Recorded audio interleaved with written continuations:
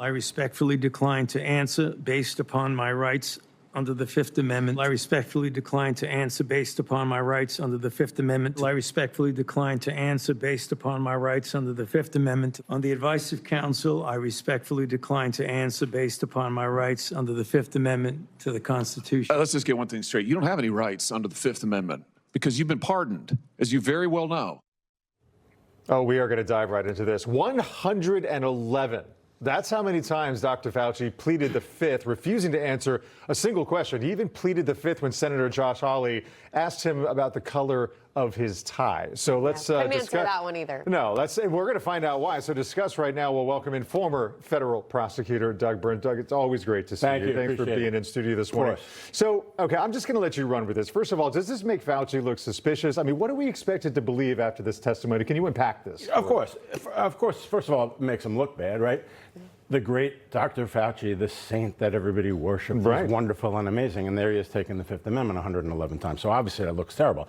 But that's more of the optics and the political part. Legally, real quick, if you are pardoned for robbing a bank on May 10th of 2020, and then you are called into Congress and they ask you about the bank robbery, you have no Fifth Amendment privilege. That's the easy part.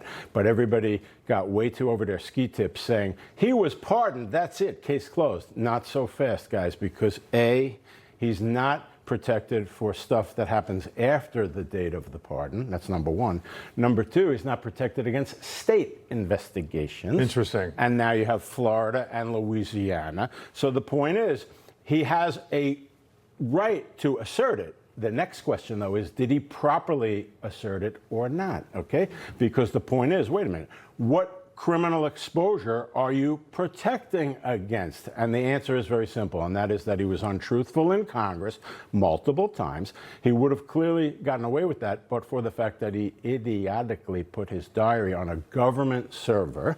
The government obtained it, disseminated it, and let me give you just two or three greatest hits. The death rate is 3%, he said in Congress, but in his diaries, he has it as 0.2%. Oh, my goodness. In Congress, I never pressured any politicians to close schools. In his diaries, I called Bill de Blasio. I told him to close the schools. So he was like giddy about it. He was in huge harm's way for perjury, which is separate from what he was pardoned for, and therefore that's why he asserted the Fifth. And then on this thing about, Kyle, what color is your tie? Okay, I just asked you about this at the break. So why can't he just answer a simple question like that? That's where they asked him, what day is it? Everybody got what color was the carpet on the floor? Everybody got fooled a little bit. And once again, they jumped in and started pontificating about, well, wait a minute.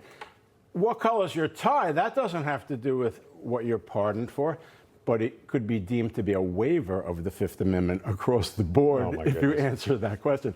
And I was smiling, having been through these rodeos so many times in my own law practice, both as a prosecutor and white-collar defense lawyer. And the fact of the matter is, he was coached well, which is, Dr. Fauci, if they ask you what size your shoes are, make sure you don't answer, et cetera, et cetera. Yeah, I mean, what do you make of that his attorney was, removed from the hearing? You think that was kind of the bottom line of I think that was a little bit staged, because now, another real quick issue from 30,000 feet is they came in there with this agenda of it's an unfair, witch hunt by Rand Paul. That's the only reason I'm taking the Fifth, not because they did anything wrong. They tried to sell that, but they really didn't sell it. And then the lawyer, obviously, I've been a lawyer 41 years. If I'm in a congressional room and they say, Mr. Burns, you have to sit over there, I'm not going to arrogantly disregard that. So the guy was a little arrogant, leading me to think they might have been trying to do that on purpose to become a martyr. They kicked me out of the room. So the question that a lot of people were asking after that hearing throughout the rest of the week was, where does this go from here? I mean, is Fauci free and clear? I mean, what can Rand Paul says that he is going to pursue a contempt of Congress vote. That'll get into this stuff about did he properly or improperly refuse to answer. And you can argue that both ways, though. I mean, I could actually stand in a courtroom easily and argue that he improperly invoked the Fifth, but there are arguments on the other side.